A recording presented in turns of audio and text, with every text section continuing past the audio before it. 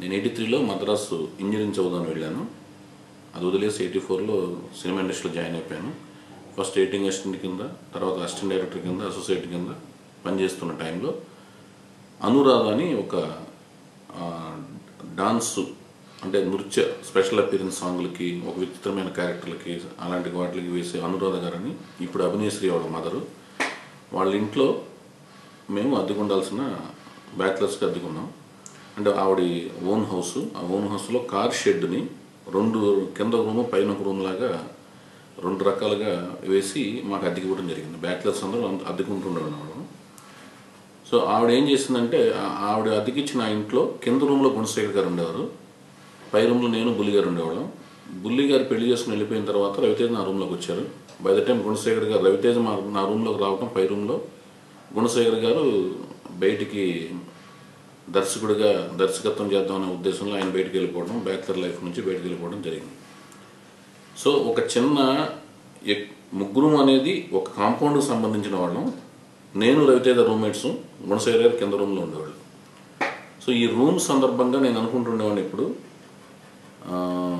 మద్రాసు వచ్చిన వెంటనే రకరకాల స్టోరీస్ వినున్నాను. అంటే ఒక రూమ్లోంచి ఒక అతను ఇలా డైరెక్టర్ అయ్యారంట, ఒక అతను ఇలా ఆర్టిస్ట్ అయ్యారంట, పెద్ద స్టార్ అయ్యారు. అంటే చిరంజీవి గారు, సుధాకర్, హరిప్రసాద్, అలాగే రామారావు గారు, నందమూరి తారక రామారావు గారును, టీవీ రాజు గారు, ఇలా అలాగే తమిళ ఇండస్ట్రీ గురించి, అలా మలయాళం ఇండస్ట్రీ రూమ్మేట్స్ గురించి, ఇళయరాజా గారు, భారతీరాజా గారు ఒక రూమ్లో ఉంటూ వాళ్ళు ఎలా ఫ్లరిష్ అయ్యారు, అలాంటిది ఏదైనా ఒక రకమైన మహిమ లేకపోతే ఒక మ్యాజిక్ మన రూమ్లో కూడా జరిగితే బాగుండు అని నేను అనుకుంటుండేవాడిని. అనుకుంటున్న టైంలో అనుకోకుండా స్ట్రగులర్గా స్టార్ట్ చేసిన మా లైఫ్లోంచి రవితేజ ఇండివిజువల్ ఇమేజ్తో తను ఒక స్టార్ అయ్యాడు. నేను ఒక దర్శకుడిగా ఎదిగాను, తర్వాత ప్రొడ్యూసర్ అయ్యాను. అలాగే గుణశేఖర్ గారు, ఆయన ఒక స్టైలైజ్ డైరెక్టర్గా ఆయన ఎదిగారు. సో అలా మా రూమ్లో మేమందరం కలిసి ఒకే కాంపౌండ్లో ఉన్నాం, కానీ 2 రూమ్స్లో ఉన్నాం. అట్లా స్టార్ట్ అయిన మా కెరీర్లో అనుకోకుండా నాకేమనిపించిందంటే, ప్రొడ్యూసర్గా కాకుండా దర్శకుడిగా నేను వెళ్ళి థియేటర్లో కూర్చుని సినిమాలు చూస్తున్నప్పుడు మిగతా దర్శకుల యొక్క క్రియేటివిటీ చూసినప్పుడు, ఆ క్రియేటివిటీని చూసి చాలా హ్యాపీ ఫీల్ అయ్యాను అన్నమాట. బ్రహ్మాండంగా ఉంది, ఈ ఐడియా మనకు రాలేదు, చాలా బ్రహ్మాండంగా వచ్చింది. కానీ ఆ ఐడియాని ఆ ఐడియాలో మనం ఒక పార్టిసిపెంట్ ఎలా అవ్వాలి అని ఒక ఆలోచనలోంచి, సో ఆ ఐడియాకి నేను ప్రొడ్యూసర్ అయితే అందులో పార్టిసిపేట్ అయినట్టే కదా ఆ ప్రొడక్ట్కి. అంటే నాకు రాని ఒక థాట్ కానీ, నా స్టైల్ ఆఫ్ మూవీ కాకుండా ఇంకొక స్టైల్, నేను ఎంజాయ్ చేసి ఇంకొక స్టైల్ ఆఫ్ మూవీలో ఒక ప్రొడక్ట్లో ఒక భాగం అవ్వాలంటే దాంట్లో ఎట్లా షామిల్ అవ్వాలనే ఉద్దేశంతో ఆలోచించుకుంటే ప్రొడ్యూస్ చేయొచ్చు కదా అని ఒక ఆలోచనతో నాకు తెలిసిన, నాకు యాక్సెస్ ఉన్న, నాకు ఇష్టమైన టాలెంటెడ్ డైరెక్టర్స్తో సినిమాలు తీద్దామనే ఉద్దేశంలోంచే వచ్చింది ఈ నిప్పు సినిమా అన్నమాట. అలానే గుణశేఖర్ గారికి అప్రోచ్ అవ్వడం జరిగింది. అప్రోచ్ అయిన వెంటనే ఇప్పుడు నుంచి మాకు అసోసియేషన్ ఉంటున్న సందర్భంగా ఆయన కూడా నా అన్కాంప్రమైజ్డ్ నేచర్ ఆఫ్ ప్రొడక్షన్ వాల్యూస్కిను, ఫైటింగ్ స్పిరిట్ టువర్డ్స్ ప్రొడక్ట్స్కి అట్ల పట్ల ఆయన కూడా ఇంప్రెస్ అయ్యి మనకి యాక్సెప్ట్ చేయడం జరిగింది. ఇంకా రవి అనేది, యాక్చువల్గా రవిని నేనే హీరో చేద్దామని ఇద్దరం అనుకుంటుండేవాడిని. ఒకవేళ తను ఆర్టిస్ట్గా పొరపాటున ఫ్లరిష్ కాకపోతే ఎలా అనేది అతను డిప్రెస్ అవుతున్న టైంలో కూడా నేను డెఫినెట్గా మంచి డైరెక్టర్ అవుతాను, నేను చేస్తాను, అలా కాదు నీకు బాగా లేట్ అయిపోతుందనే ఫీలింగ్ వస్తే కనుక నేను ఒక ఏమిటో తెలియని వయసులో ఇష్టం వచ్చినట్టు మాట్లాడుతాను అనమాట. నేను ఒక దర్శకుడిని, తర్వాత ప్రొడ్యూసర్ అయ్యి నీ డైరెక్షన్లో సినిమా తీస్తానని చెప్పేసి రవితేజకి చెప్తుండేవాడిని నేను. సో ఇద్దరిని మేము మా ఇంట్లోనూ అన్నదమ్ములా చూసేవాళ్ళు, అన్నదమ్ములు అనుకునేవాళ్ళు. రవితేజ వాళ్ళ మదర్ కూడా మీ ఇద్దరిని చూస్తుంటే ఒక అన్నదమ్ముల్లో ఉన్నారు చౌదరి అని చెప్పేసి ఆవిడ కూడా మాట్లాడుతుండేది. అలాంటి ఒక ఇద్దరు ఫ్రెండ్స్, ఒక కాంపౌండ్లోంచి వచ్చిన ఒక రూమ్మేట్, ముగ్గురు కలయికలోంచి ఈ సినిమా వస్తుంది నిప్పు.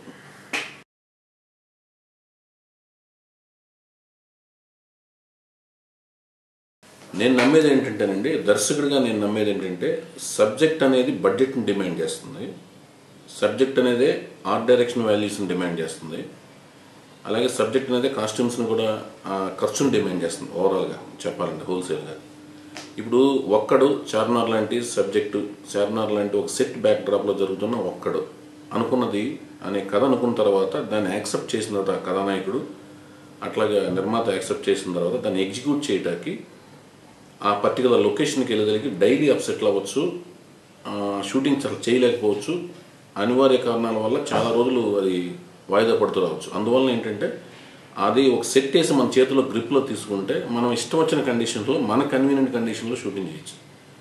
అట్లాగే చూడాలందులోని ఆ స్లమ్ సెట్ అని నేను అనుకుంటున్నాను. అది పెద్ద పెద్ద మల్టీ స్టోరీ బిల్డింగ్స్ లా కట్టేసి చూడాలన్న సెట్ కానీ, అలాగే ఒక్కడిలో చార్మినార్ సెట్ కానీ, అర్జున్లో మధుర మీనాక్షి టెంపుల్ కానీ, ఇవన్నీ చైతాకి ప్రాబ్లమాటిక్ లొకేషన్స్. అవి కథ వాటి చుట్టూ తిరుగుతూ వాటిలోంచి కథ రూపాంతరం చెంది ప్రొజెక్ట్ అయిన సినిమాలు కాబట్టి అలా తీయడం జరిగిందని నేను ఫీల్ అవుతున్నాను దర్శకుడిగా. సొగసుడు తరమ అసలు అది కొన్ని కోట్లు ఇచ్చినా కూడా తక్కువ బడ్జెట్ డిమాండ్ చేస్తాను కదా, దాన్ని తక్కువ బడ్జెట్లు తీశారు. సో ఇప్పుడు నేనేంటంటే నా వర్కింగ్ డేస్ స్టైల్ ఏంటంటే, నేను సీతారామరావు సినిమా 80 డేస్లో చేద్దామని అనుకున్నాం, 86 డేస్ అయింది. తర్వాత సీతయ్య కానీ, ఈ లాహిర్ కానీ 120 to 130 డేస్ అలా అయినాయి యువరాజు. తర్వాత ఎప్పుడైతే దేవదాస్ అనే కొత్త ఆర్టిస్టులు, ఫుల్ ప్లెడ్జ్డ్ కొత్త ఆర్టిస్టులతో దిగానో అక్కడి నుంచి వర్కింగ్ డేస్ పెరిగినాయి. ఎందుకంటే మనం ఆ కొత్త ఆర్టిస్టులతోనే కానీ వాళ్ళకి ఎక్స్ప్లెయిన్ చేయటం, ఎంత లేదనుకున్నా కూడా డ్రైవింగ్ అనేది మనం ప్రాక్టికల్గా చెప్తాను ఒక అతనికి, ఇలా ఫస్ట్ గేర్ వేసి ఎక్స్లేటర్ ఇచ్చి ఇలా స్టీరింగ్ పట్టుకుని కూర్చుంటే ఆ బండిని ఇలా వస్తుంటే మూవ్ చేయొచ్చు అనే ఒక ఫీలింగ్ అనేది చెప్పటానికి నన్ను 100 రోజులు అది చెప్పి లెసన్లా చెప్పి డైరెక్ట్గా తీసుకెళ్ళి కార్ డ్రైవ్ సీట్లో కూర్చోబెడితే కొత్తగా ఉంటుంది, భయంగా ఉంటుంది, అవన్నీ ఉంటాయి. అలాగే 2-3 నెలలు అలా తోలిన తర్వాత పెద్ద పెద్ద లారీలు వెళ్తున్నా కూడా ఫోన్ మాట్లాడే రేంజ్కి డ్రైవింగ్ అనేది మర్చిపోతాం మనం.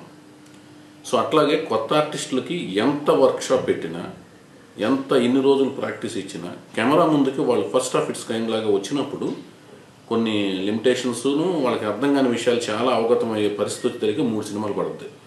సో ఈ 3 సినిమాల్లోపు వాళ్ళ బేలతనం కానీ, ఇమ్మెచ్యూరిష్ పర్ఫార్మెన్స్లు కానీ అపీరెన్స్లు, అట్లీస్ట్ పర్ఫార్మెన్స్ అనేది మాట రాకపోయినా ఇమ్మెచ్యూరిష్ అపీరెన్స్ కనపడి ఉండడానికి వర్కింగ్ డేస్ పడుతుంది. ఇది నా వరకు. సో ఇక్కడ ఏంటంటే రవితేజ్ అనే అతను ఇమేజ్ డెవలప్ అయ్యిందే ఒక speedy kind of dialogue delivery, modulation, appearance కూడా స్క్రీన్లో వన్ ప్లేస్ నుంచుని సోబర్ గాను, ఏంటి స్టైలైజ్డ్ గాను, అండర్ ప్లే గాను, సబ్టైల్ గాను చేసే ఇమేజ్లోంచి అతను హీరో బిల్డింగ్ యొక్క పునాదులు డెవలప్ అవ్వలేదు. అవన్నీ ఏంటంటే అతని energetic appearance, fastness, speed of dialogue అతను ఒక మీటర్ ఏర్పరుచుకున్నాడు. సో అతను ఏం చేస్తున్నాడంటే తన కెరీర్ అంతా డెవలప్ చేసుకుంది ఏంటంటే కంటెంట్ని, మీరు చెప్పినట్టుగా కంటెంట్ని నమ్మి నెంబర్ ఆఫ్ వర్కింగ్ డేస్ ఫాస్ట్గా చేస్తూ, అంటే తను అసలు బేసిక్గా నేను కూడా నాకు రూమ్మేట్ నుంచి తెలుసు, ఇప్పుడు కూడా తెలుసు, బాగా ఫాలో అవుతున్నాం కదా. సింగిల్ అవర్ అంటే షూటింగ్ వచ్చిన తర్వాత హాఫ్ అన్ అవర్ 15 minutes ఏదైనా పోస్ట్ పోన్ చేస్తే కొంచెం పర్లేదులే అనే ఫీలింగ్ ఉండదు. పోస్ట్ పోన్ చేయడం ఇలా చేసేద్దాం అనే టైప్లోనే ఉంటాడు. ఆ మెంటాలిటీని అదండి, ఆ మెంటాలిటీ ఉంది కాబట్టి సినిమాలు అలా అవుతున్నాయండి. అంతేగాని సినిమాని వైండప్ చేసేద్దాం కానీ, సినిమాని సబ్జెక్టు డామినేట్ చేసి సబ్జెక్టు సబ్జెక్ట్ కంటే తక్కువగా చుట్టేసి తొందరగా నేను వేరే సినిమాకి వెళ్ళిపోతున్న యాటిట్యూడ్ కాదు. తన బేసిక్ ఖాళీగా ఉండలేడు. వెయిట్ చేస్తూ ఆ లొకేషన్కి వచ్చి టైం పాస్ చేయడం, అలాంటివి ఎంజాయ్ చేద్దామని, లేకపోతే పోస్ట్ పోన్ అయితే హ్యాపీ ఫీల్ అవుతాం, ఈరోజు షూటింగ్ ప్యాకప్ అయితే ఎంజాయ్ చేద్దాం ఉండదు, అప్సెట్ అవుతాడు. షూటింగ్ ఎందుకు అప్సెట్ అయింది, ఎందుకు ఈరోజు షూటింగ్ చేయలేకపోతున్నాం అని ఫీల్ అవుతాడు. సో ముగ్గురు మీరు చెప్పినట్టు 3 డిఫరెంట్ మైండ్ సెట్ ఉన్న పర్సన్స్, ఈ ముగ్గురు కలిసి ఎలా సినిమా చేస్తారనేది అనౌన్స్మెంట్ కానించి ప్రేక్షకుల్లోనూ అలాగే రీడర్స్లోనూ అందరిలోనూ ఒక ఉత్సుకత ఉంది. కానీ అది యాక్చువల్గా మేము సినిమా స్టార్ట్ చేయకముందు ఏ మైండ్ సెట్తో అయితే ఎంత ప్లెజెంట్ అట్మాస్ఫియర్లో ఉన్నామో, సినిమా అయ్యేదారు కూడా ముగ్గురు మైండ్ సెట్లు, అంటే ఈచ్ పర్సెప్షన్, నా నుంచి రవితేజ, గుణశేఖర్తో నేను మళ్ళీ చేయాలనున్నాను ఇద్దరితో, అలా గుణశేఖర్ గారు కూడా నాతోనూ రవితేజతో మళ్ళీ చేయాలనే ఉంది, అలాగే రవితేజకి మా ఇద్దరితో మళ్ళీ చేయాలని ఉంది. అంటే ముగ్గురు మధ్యలో ఉన్న రిలేషన్షిప్ చెడిపోకుండా ఆరోగ్యకరమైన రీతిలోనే సినిమా ఫినిష్ అయ్యిందండి. ఇంకా as a producer come director పార్ట్కి వస్తే ఈ సినిమాకి ఒక 24 క్రాఫ్ట్స్ మీద క్లియర్గా పట్టుండి, అంటే ఒక ఆయన స్టైల్ ఆఫ్ ఒక కన్విక్షన్తో కూడిన ఒక టేస్ట్ ఉన్న ఒక డైరెక్టర్కి ఒక బాధ్యతలు అప్పచెప్పిన తర్వాత టోటల్ వర్కింగ్ డేస్లో నేను కరెక్ట్గా 5-6 సార్లే లొకేషన్కి వెళ్ళాను. ఎందుకంటే నా రేస్ సినిమా షూటింగ్ జరుగుతుంది, దాని తాలూకా ప్రోగ్రామ్స్, దాని యొక్క డిజైనింగ్లో నేను ఉన్నాను. ఈ 5-6 రోజులు మాత్రమే ఎందుకు వెళ్ళగలిగానంటే అక్కడ నా ప్రజెన్స్ అవసరము, కలవటము, పెద్ద పెద్ద ఆర్టిస్టులు, రాజన్ ప్రసాద్ లాంటి ఆయన వచ్చిన ఎంటర్ అయినప్పుడు, అలాగే హీరోయిన్ వాళ్ళు వచ్చినప్పుడు, అలాగే ఫస్ట్ డే షూటింగ్ అప్పుడు ఒక action blocks, heavy action blocks తీస్తున్నప్పుడు అయితే ప్రొడ్యూసర్గా నా ప్రమేయం అవసరం అనుకున్న ఒక 6-7 రోజులు చెప్తే వెళ్ళలేదు. ఎందుకు వెళ్ళలేదంటే ఇదంతా డైరెక్టర్ మీద ఉన్న నమ్మకం అనమాట. ఒక మంచి స్క్రిప్ట్ వస్తే ఆ స్క్రిప్ట్ని ఎట్టి పరిస్థితుల్లోనూ ఆయన స్టైల్లో పర్ఫెక్ట్గా ఎగ్జిక్యూట్ చేయగల దర్శకుడు కాబట్టి గుండెల మీద చేసుకుని హాయిగా పడుకుంటారు చూడండి, ఆ రేంజ్లోనే సాటిస్ఫాక్షన్తోనే ఉన్నాను. ఆయన మాకైతే ఏమైతే చెప్పారో కథపరంగా ఆ కథని అంతకంటే బాగా నిజంగానే చిత్రీకరించారు. నేనే డెవలపర్స్ చూసి నేను చాలా హ్యాపీ ఫీల్ అయ్యాను. ఎందుకంటే సినిమా డెఫినెట్గా హిట్ అవుతుంది. ఏ రేంజ్ హిట్ అనేది ఆడియన్స్ మీరు ఇవ్వాలి, భగవంతుడు ఆశీర్వదించాలి.